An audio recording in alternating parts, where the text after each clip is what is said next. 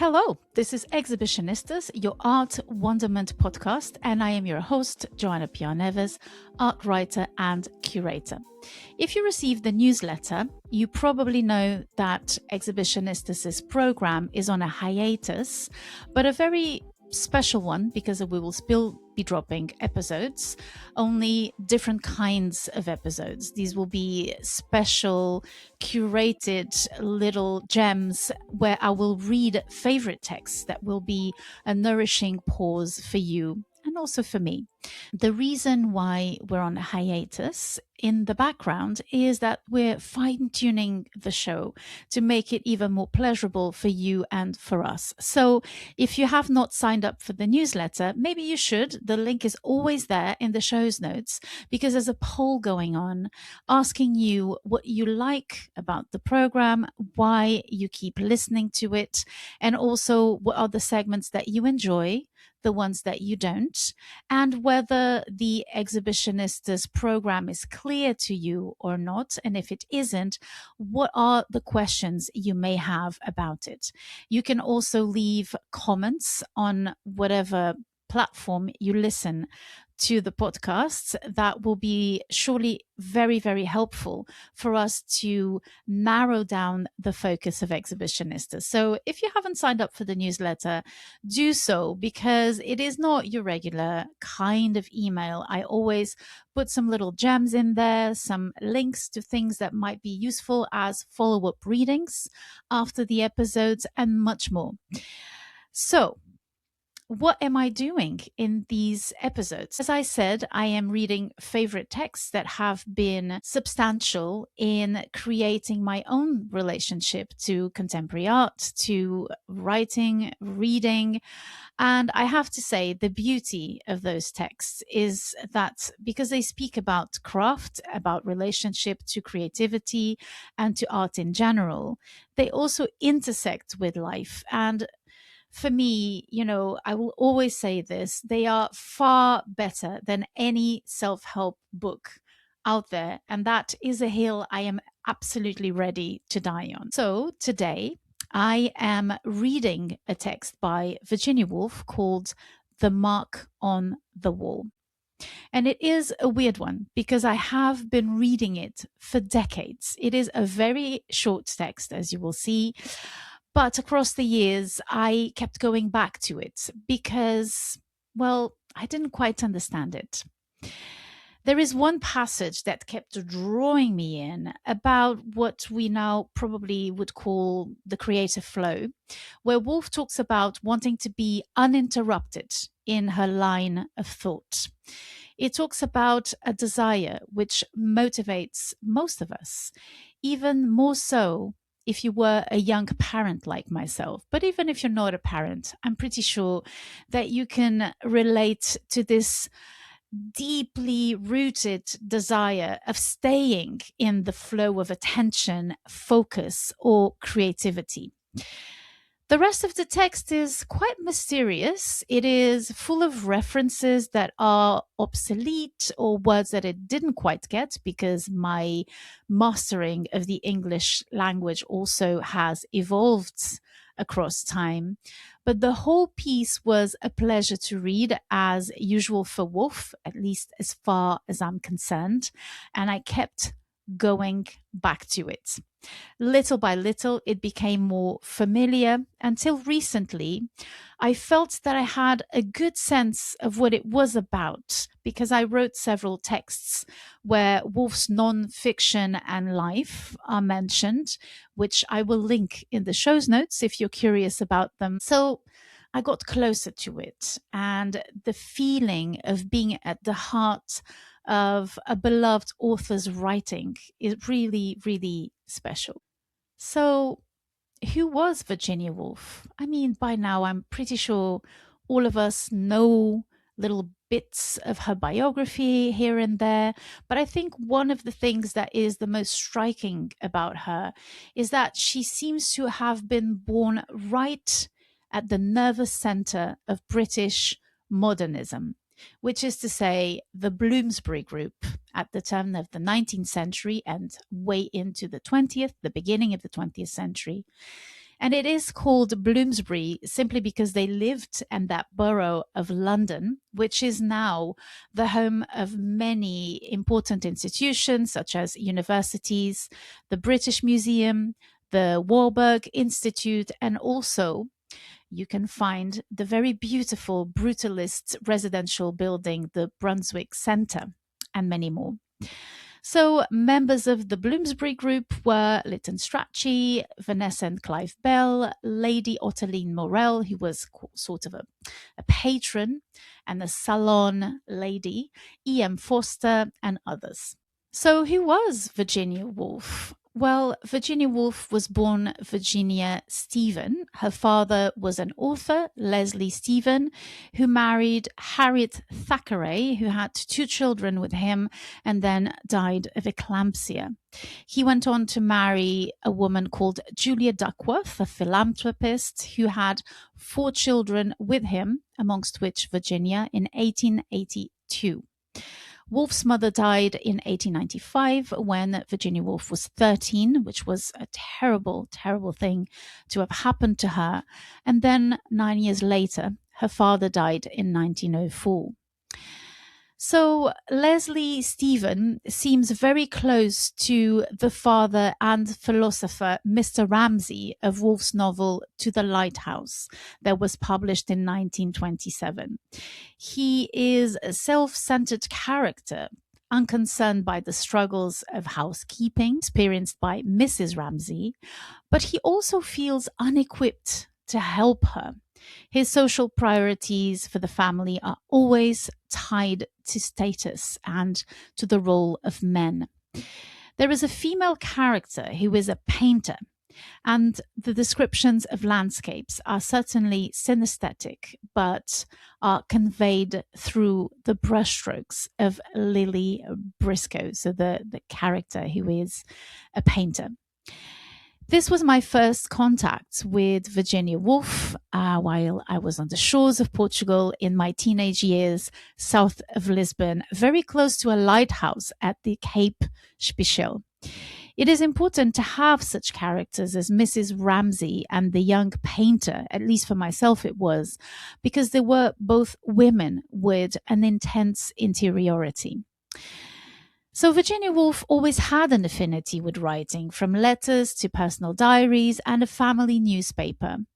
This activity seemed to run parallel to a string of sad events that occurred in her life, to say the very least, including sexual abuse by her half-brother Gerald Duckworth. She disclosed this abuse in a later text in 1939, if I'm not mistaken. And along with a hypothetical bipolar condition, this may have led to her constant mental health issues. Virginia Woolf's whole life seems to have been a constitution of barrages against death, war, loss, abuse through her writings, but also her husband Leonard Woolf, with whom she created Hogarth Press, and also her close relationship with Vanessa Bell, her sister, and the mutual infatuation with Vita Sackville-West and their life friendship. She wrote all her life and published books that have become part of the constellation of beloved narratives from the point of view of a queer and liberated woman with a hypersensitive form of writing, traversed by a painterly sensibility. Of course, Virginia Woolf came from a privileged background, which allowed her to have help around the house and to liberate women through this idea of property, or at least space in one's home, big enough for a room, which she claimed was the right to any creative person, including women. To our sensibilities now, this reeks of privilege, this idea of having a space. So many of us don't have an office or a studio. So, of course, her father's family came from a family of intellectuals, and even if she was famously excluded from the Cambridge University and library for being a woman, as she famously stated in her most well-known feminist writing, A Room of One's Own, she was part of a group that lived comfortably. alongside decision makers of society and politics and culture of her time. Nevertheless, I once had a dinner companion who proudly told me that that Woolf was in their family, and I asked them to tell me some gossips that I might not know about Virginia Woolf, and they replied that they had none because she was somewhat unmentionable in the family because of her bohemian ways. So nuance, nuance. Woolf did succumb to her mental illness. She died by suicide. She filled her pockets with stones and walked into a body of water. I will read the note she left to Leonard, her husband, not out of morbidity, but because it talks about creativity, which is something that I'm keen to talk about in these special episodes, but also life and love. So the note said, "Dearest, I feel certain that I'm going mad again. I feel we can't go through another one of those terrible times. And I shan't recover this time. I begin to hear voices and I can't concentrate. So I'm doing what seems the best thing to do. You have given me the greatest possible happiness. You have been in every way all that anyone could be. I don't think two people could have been happier till this terrible disease came. I can't fight it any longer. I know that I'm spoiling your life, that without me you could work. And you will, I know. You see, I can't even write this properly. I can't read. What I want to say is I owe all the happiness of my life to you. You have been entirely patient with me and incredibly good. I want to say that. Everybody knows it. If anybody could have saved me, it would have been you. Everything has gone from me, but the certainty of your goodness. I can't go on spoiling your life any longer. I don't think two people could have been happier than we have been. Signed, V." This is an illuminating writing to a man who is always forgotten and referred to as Virginia Woolf's caretaker. When Leonard Woolf suffered from depression himself and was also a writer. He wrote prolifically during his lifetime. The Bloomsbury Group is not perfect by any stretch of the imagination, but Leonard was indeed a dedicated creature, and he worked relentlessly also to publish many authors, as Virginia Woolf did, including T.S. Eliot's The Wasteland, which Hogarth Press was the first one to publish. So in the letter, she is worried about his work, and what she values is their relationship, as she was probably worried about his feelings of despondency due to her own suicide. So their relationship seems to have had a freedom that the Victorian era frowned upon, and that the post-war reconstruction would also constrain. I don't know if Virginia Woolf was bisexual in her love for him, or if her love for him was as physical as it was spiritual. I mean, it seems to have been lustful for Vita Sackville-West if you read her diaries. But if this group proved anything, is that when material possessions are not a constant worry, you can start telling other stories and build a life according to your own development across the different phases of your life and even mental illness.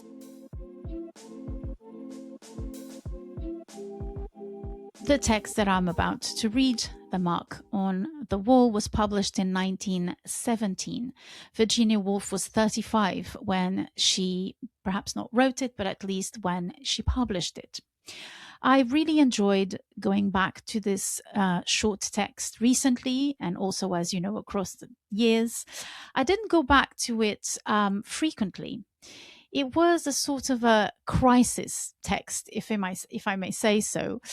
I went back to it whenever I felt a sort of an empty but intense urge to create something. And brilliantly, the mark on the wall never says anything. It shows you both the boundaries and the promises of creative wandering. And because this is your wonderment podcast or your art wonderment podcast, it seemed appropriate to start with this text. The text speaks specifically to and perhaps about people who identify as women. It whispers tacit anxieties and ferocious disciplines, invisible from the outside and even difficult to talk about. So the mark is the only visible thing. It's a hole or the appearance of one on the domestic screen. What is unseen is the work of the mind that so fascinates Woolf and is the bedrock of her writing, the flow of consciousness. One of the things that I understood more recently about it is a part where she talks about a sort of a force or a presence or person who wanders about books, but also domestic life. And at a certain point in the text, this entity urges Virginia Woolf to get up and inspect the mark on the wall. So this is clearly the famous angel in the house, which Virginia Woolf alludes to and takes from a poem of the time by the writer Coventry Patmore. And I will read a short excerpt of this poem. Man must be pleased, but him to please is woman's pleasure. Down the gulf of his condoled necessities, she casts her best, she flings herself. And if he once, by shame oppressed, a comfortable word confers, she leans and weeps against his breast, and seems to think the sin was hers. As you can see, this is a description of the female role in domestic settings. Woolf diligently talked about this personal mythological creature in her lecture at the National Society for Women's Service on the 21st of January of 1931. And she described having to kill this angel in the house in order to work. The creature would push her away from creativity, from her own power. She even describes how it's made her diminish herself whenever she was writing a review about a male publication, a text or a book. But once she finally killed her, once Woolf was finally on her own, she noted something unnerving. She was finally alone with herself without knowing who she was. And she urges future writers to explore something that she feels unequipped to explore, which is sex and the specificities of the female body and the female actions in the body and with or through the body. And this made me think of a book that I have here called Parade by Rachel Cusk. So the ones who are watching can see the book in my hand. Rachel Cusk is a contemporary writer. And in the book, she talks about a figure that for me is a sort of reflection of the angel in the house, which she calls the stuntman. The stuntman is an entity who one of her characters, a female character, thinks of as performing all the feminine duties in her own life. However, in the book, she, at a certain point, and you'll know why if you read it, she becomes the stuntman and is forced to socially represent it. Perhaps, I think, to finally not annihilate it, as Virginia Woolf did, but to speak of the female condition, perhaps without having to kill it. Who knows? I think Rachel Cusk's Parade is an amazing read, and I'm going back to it a little bit like I kept going back to The Mark on the Wall for so many years.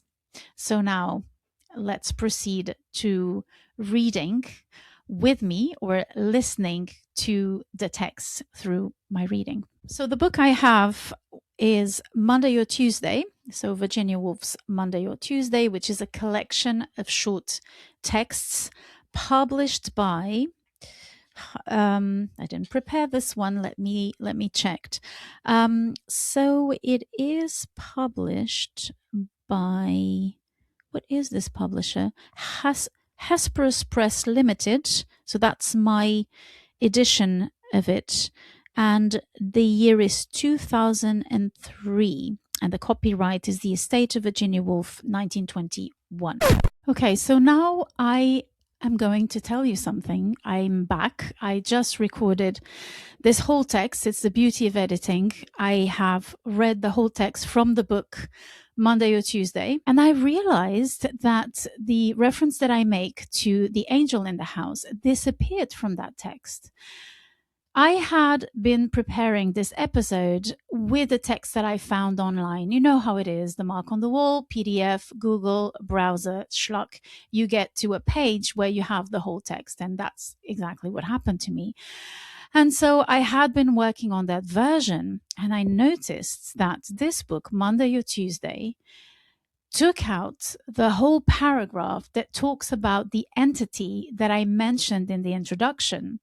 So I'm really interested in that disappearance, because this Monday or Tuesday, so this whole collection of short texts by Virginia Woolf was published posthumously by Leonard Woolf in 1944. It says so in the introduction. Hello again, this is Joanna of the future. After having recorded the previous section that you just listened to, when I discovered that there was a discrepancy between the text that I found online and the text that I was reading from, which belonged to me for many, many years, I realized that I discovered the reason why they're different. I know the solution to the mystery. I will tell you after I've read the texts. So hold on tight. You will know the whole story at the end of the episode. Stick around.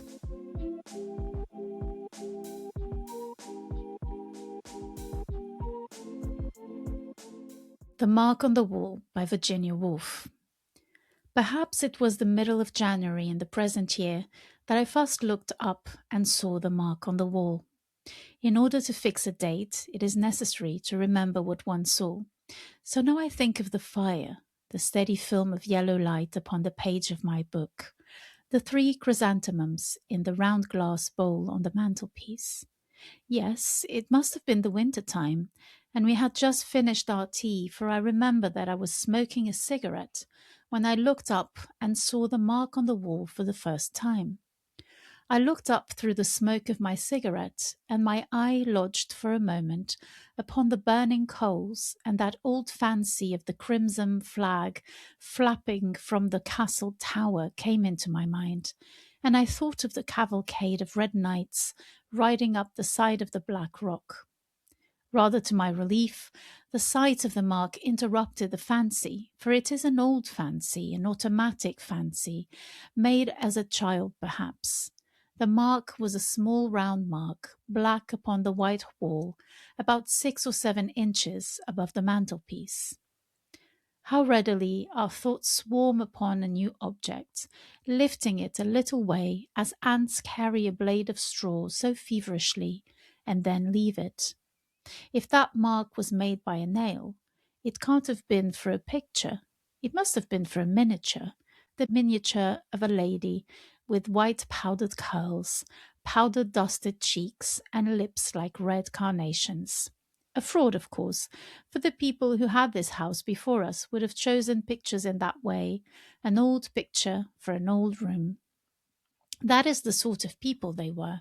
Very interesting people, and I think of them so often in such queer places because one will never see them again, never know what happened next.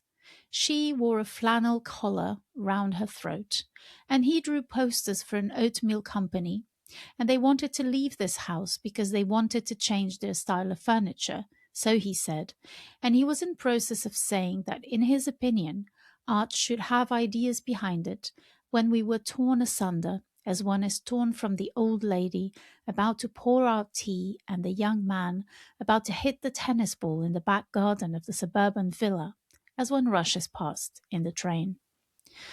But as for that mark, I'm not sure about it. I don't believe it was made by a nail after all. It's too big, too round for that. I might get up, but if I got up and looked at it 10 to 1, I shouldn't be able to say for certain. Because once a thing's done, no one ever knows how it happened. Oh dear me, the mystery of life, the inaccuracy of thought, the ignorance of humanity. To show how very little control of our possessions we have, what an accidental affair this living is after our civilization, let me just count over a few of the things lost in one lifetime, beginning, for that seems always the most mysterious of losses, what cat would gnaw, what rat would nibble, 3 pale blue canisters of bookbinding tools. Then there were the bird cages, the iron hoops, the seal skates, the Queen Anne coal scuttle, the bagatelle board, the hand organ, all gone, and jewels too. Opals and emeralds, they lie about the roots of turnips. What a scraping paring affair it is, to be sure. The wonder is that I've any clothes on my back, that I sit surrounded by solid furniture at this moment. Why, if one wants to compare life to anything, one must liken it to being blown through the tube at 50 miles an hour, landing at the other end without a single hairpin in one's hair. Shot out at the feet of God entirely naked, tumbling head over heels in the asphodel meadows like brown paper parcels pitched down a chute in the post office, with one's hair flying back like the tail of a racehorse. Yes, that seems to express the rapidity of life, the perpetual waste and repair, all so casual, all so haphazard. But after life, the slow pulling down of thick green stalks, so that the cup of the flower, as it turns over, deluges one with purple and red light. Why, after all, should one not be born there as one is born here, helpless, speechless, unable to focus one's eyesight, groping at the roots of the grass, at the toes of the giants? As for saying which are trees and which are men and women, or whether there are such things, that one won't be in a condition to do for 50 years or so. There will be nothing but spaces of light and dark, intersected by thick stalks, and rather higher up, perhaps, rose-shaped blots of an indistinct colour, dim pinks and blues, which will, as time goes on, become more definite, become I don't know what. And yet, that mark on the wall is not a hole at all. It may even be caused by some round black substance, such as a small rose leaf left over from the summer, and I, not being a very vigilant housekeeper, look at the dust on the mantelpiece, for example, the dust which, so they say, buried Troy 3 times over, only fragments of pots, utterly refusing annihilation, as one can believe. I know a housekeeper, a woman, with the profile of a policeman, those little round buttons marked even upon the edge of her shadow, a woman with a broom in her hand, a thumb on picture frames, an eye on the beds, and she talks always of art. She is coming nearer and nearer, and now, pointing to certain spots of yellow rust on the fender, she becomes so menacing that to oust her, I shall have to end her by taking action. I shall have to get up and see for myself what that mark. But no, I refuse to be beaten. I will not move. I will not recognize her. See, she fades already. I am very nearly rid of her and her insinuations, which I can hear quite distinctly. Yet she has about her the pathos of all people who wish to compromise. And why should I resent the fact that she has a few books in her house, a picture or two? But what I really resent is that she resents me, life being an affair of attack and defense after all. Another time I will have it out with her, not now. She must go now. The tree outside the window taps gently on the pane. I want to think quietly, calmly, spaciously, never to be interrupted, never to have to rise from my chair, to slip easily from one thing to another, without any sense of hostility, or obstacle.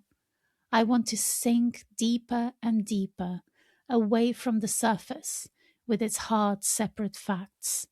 To steady myself, let me catch hold of the first idea that passes. Shakespeare. Well, he will do as well as another. A man who sat himself solidly in an armchair and looked into the fire so. A shower of ideas fell perpetually from some very high heaven down through his mind. He leant his forehead on his hand, and people, looking in through the open door, for this scene is supposed to take place on a summer's evening.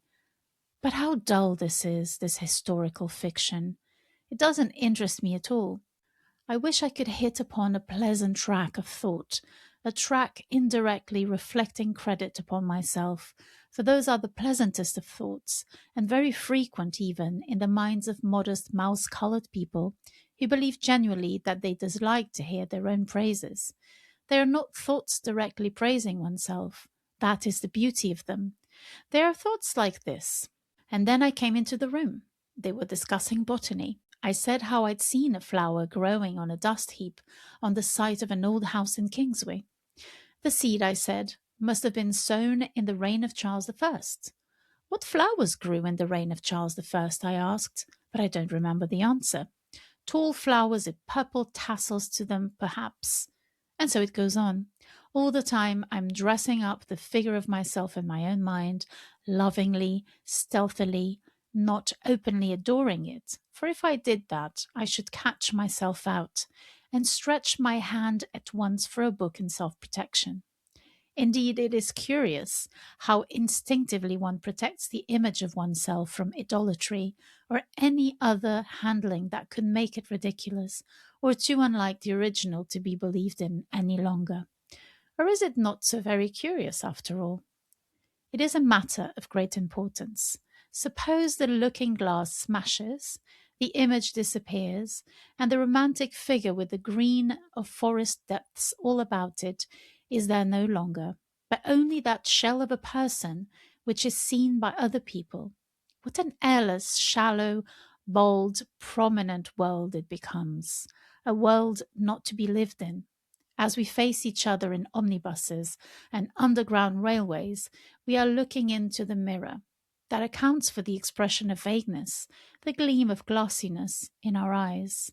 And the novelists in future will realize more and more the importance of these reflections, for of course there is not one reflection but an almost infinite number. Those are the depths they will explore, those the phantoms they will pursue, leaving the description of reality more and more out of their stories, taking a knowledge of it for granted, as the Greeks did, and Shakespeare perhaps. But these generalizations are very worthless. The military sound of the word is enough. It recalls leading articles, cabinet ministers, a whole class of things and deeds which as a child one thought the thing itself, the standard thing, the real thing, from which one could not depart save at the risk of nameless damnation. Generalizations bring back somehow Sunday in London, Sunday afternoon walks, Sunday luncheons, and also ways of speaking of the dead, clothes and habits, like the habit of sitting all together in one room until a certain hour, although nobody liked it. There was a rule for everything. The rule for tablecloths at that particular period was that they should be made of tapestry with little yellow compartments marked upon them, such as you may see in photographs of the carpets in the corridors of the royal palaces. Tablecloths of a different kind were not real tablecloths. How shocking, and yet how wonderful it was to discover that these real things, Sunday luncheons, Sunday walks, country houses, and tablecloths, were not entirely real, were indeed half phantoms, and the damnation which visited the disbeliever in them was only a sense of illegitimate freedom.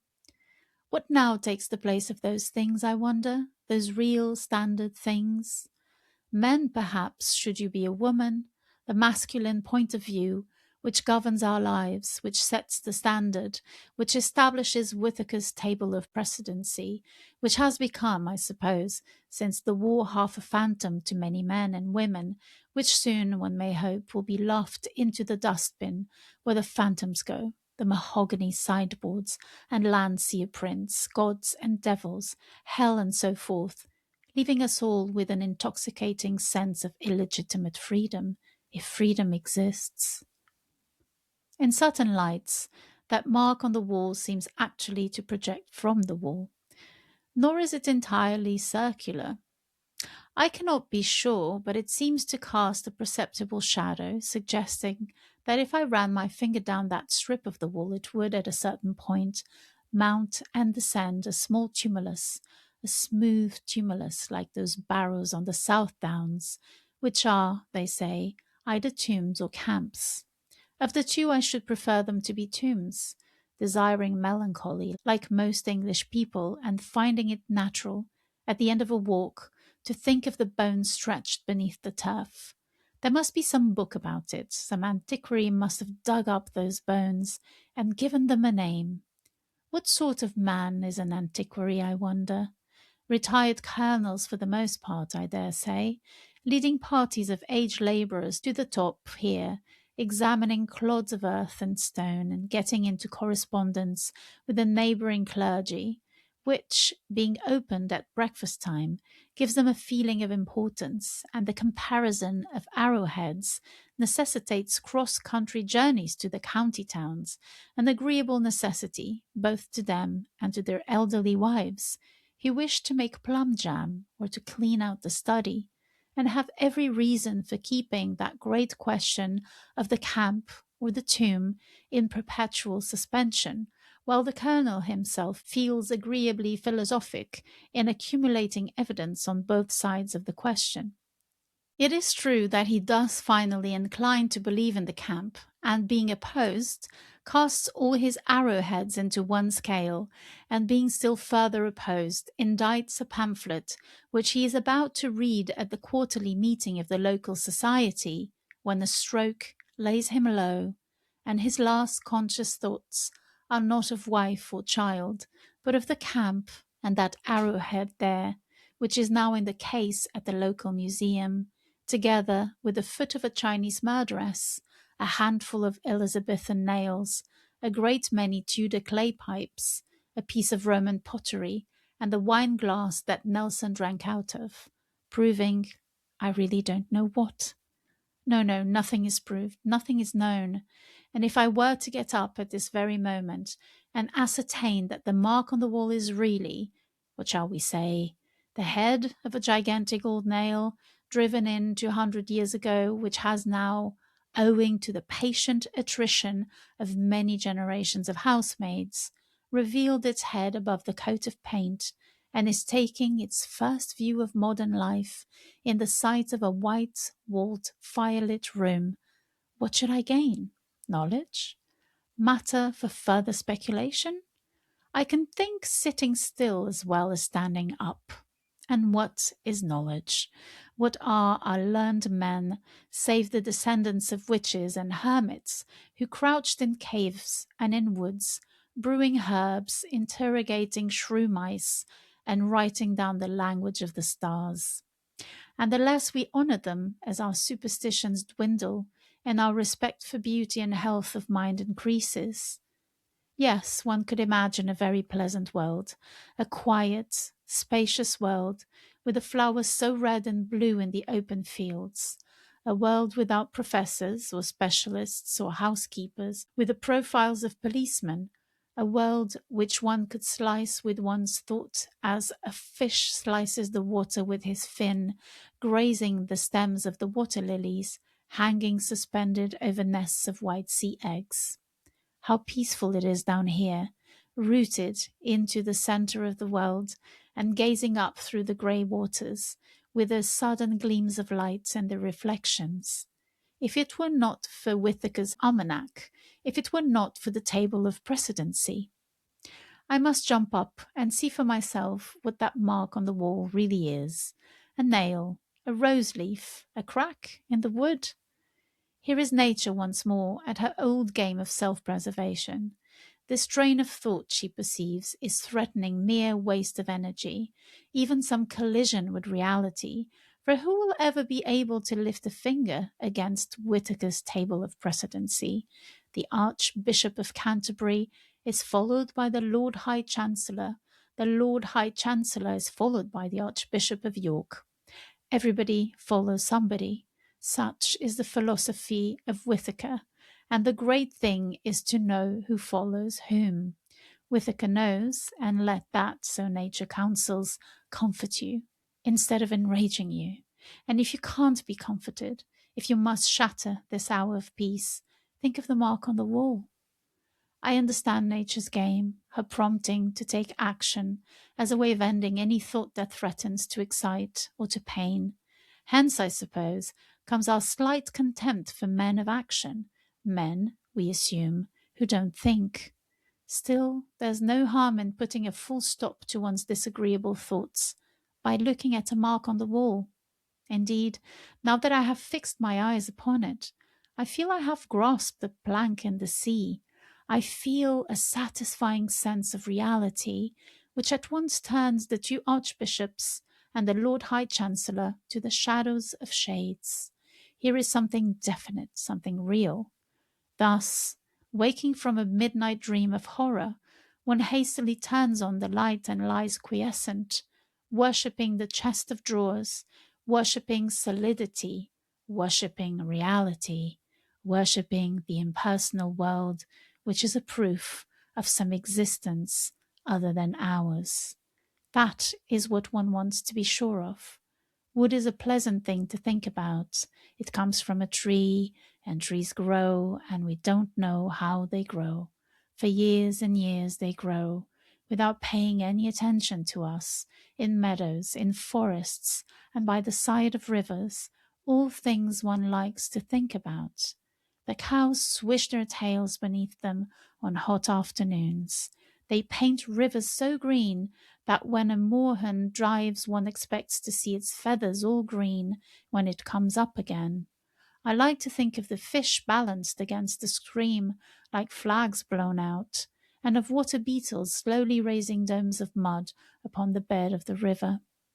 I like to think of the tree itself, first the close, dry sensation of being wood, then there is the grinding of the storm, then the slow, delicious ooze of sap. I like to think of it, too, on winter's nights, standing in the empty field with all leaves close furled, nothing tender exposed to the iron bullets of the moon, a naked mast upon an earth that goes tumbling, tumbling all night long. The song of birds must sound very loud and strange in June, and how cold the feet of insects must feel upon it as they make laborious progresses up the creases of the bark, or sun themselves upon the thin green awning of the leaves, and look straight in front of them with huge diamond-cut red eyes. One by one, the fibers snap beneath the immense cold pressure of the earth. Then the last storm comes, and falling, the highest branches drive deep into the ground again. Even so, life isn't done with. There are a million patient, watchful lives still for a tree, all over the world, in bedrooms, in ships, on the pavement, lining rooms where men and women sit after tea, smoking their cigarettes. It is full of peaceful thoughts, happy thoughts, this tree. I should like to take each one separately, but something is getting in the way. Where was I? What has it all been about? A tree? A river? The downs, Whitaker's almanac, the fields of asphodel? I can't remember a thing. Everything's moving, falling, slipping, vanishing. There is a vast upheaval of matter. Someone is standing over me and saying, "I'm going out to buy a newspaper." Yes? Though it's no good buying newspapers, nothing ever happens. Curse this war. God damn this war. All the same, I don't see why we should have a snail on our wall. Ha! The mark on the wall. It was a snail. So there it is, the mark on the wall. There's a lot of references, as I said before, that are somewhat obsolete, but it doesn't really matter.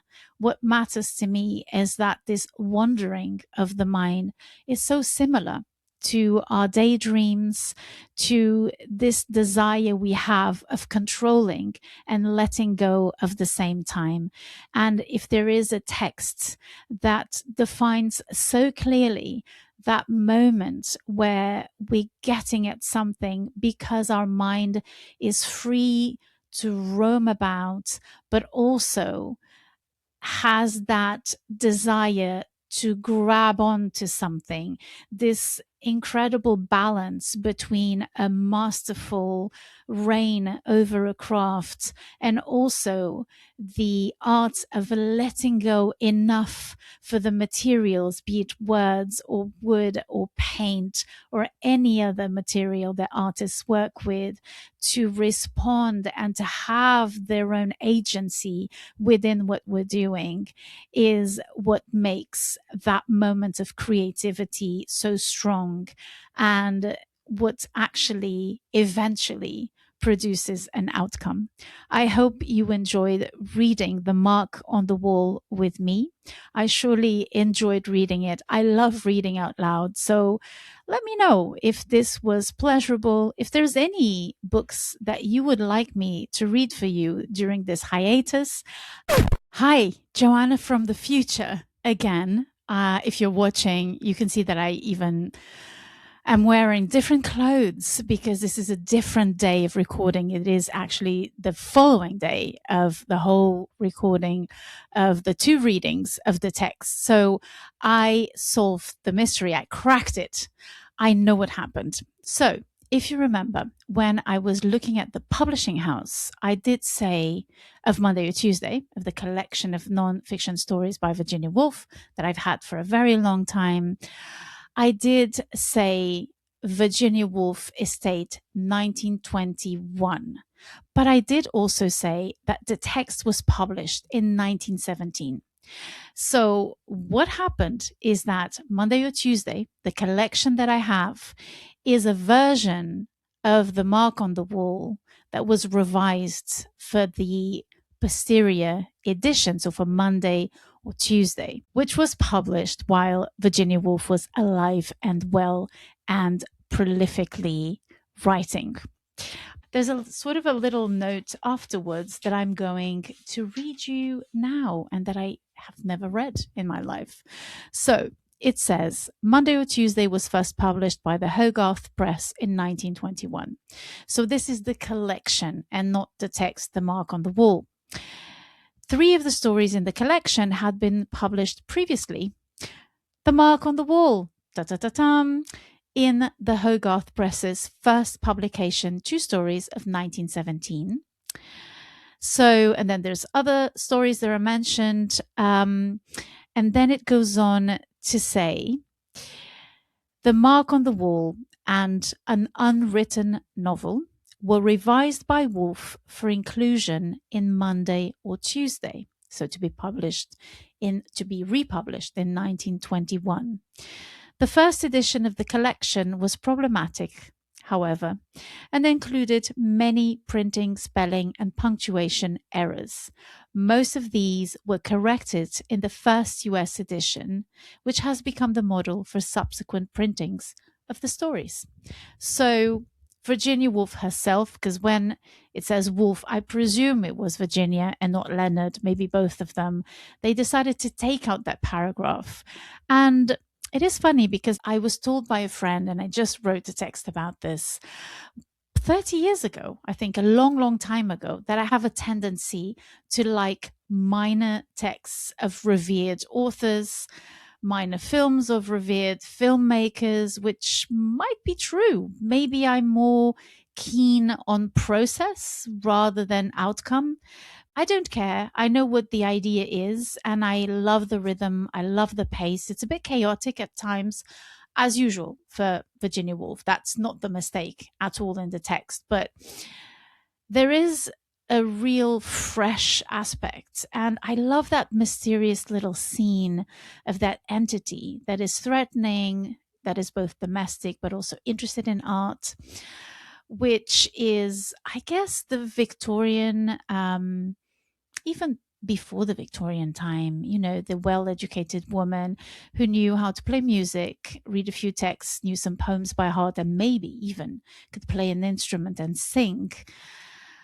I love that introduction of that entity that then became something else, and to know how there were little bits, little sparks of that entity that then kind of manifested later, I suppose. Or maybe it was already there in other texts. I am not a Virginia Woolf specialist. I get really hooked on a few of them and then I read them obsessively, and that's my own way of functioning. And I think it's really interesting to know who you are, know your process, know how you assimilate things, and also how then you make them your own. And whatever you do with them is your own making. So here it is, mystery solved. And now I leave you with the Joana of the past. She's a good egg. Take care of yourself, and don't forget, sign up to the newsletter, donate if you can. We are working on a crowdfunding campaign as well, because this is, as you know, work. It is research, it is preparation, it is editing, and it is a pleasure. So please, if you have some time to spare, and if you are in front of a screen or will be later on, do find our Substack and our donation page. There's lots of links and lots of possibilities for you to donate to Exhibitionistas. And if you can't, if you're not in a position to do so, leave a comment, like, follow, subscribe, create a community of Exhibitionistas with me, and let's build the next phase of Exhibitionistas together. Thank you so much for listening or watching, and until next time, take care of yourself. Bye-bye.